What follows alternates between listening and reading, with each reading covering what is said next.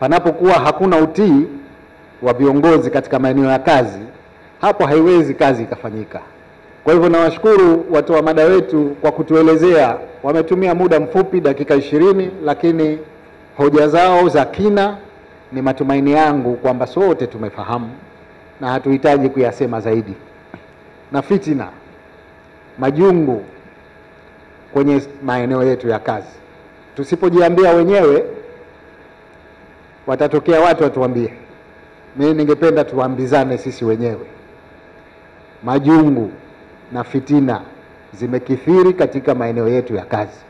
Binafsi kama kiongozi mkuu, ninapokea taarifa kila mara juu ya kutokuwepo kwa amani katika taasisi mbalimbali kwa sababu ya watu wanagombana.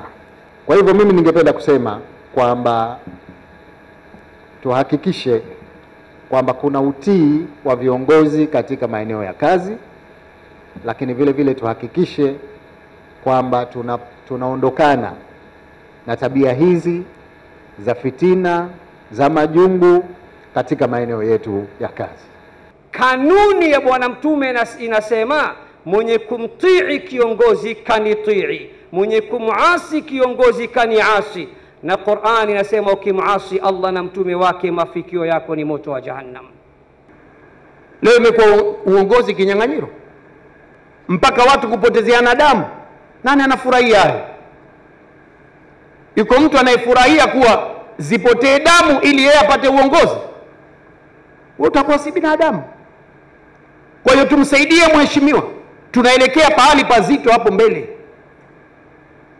Na haya miongozo tunayoipata kutoka kwenye sheria ya Mwenyezi Mungu Subhanahu wa Ta'ala tunapaswa kuifanya na kuifuata kikamilifu. Kinyume cha hivyo, wallahi hatokutetea rais siku ya Kiyama. Wallahi hatokutetea.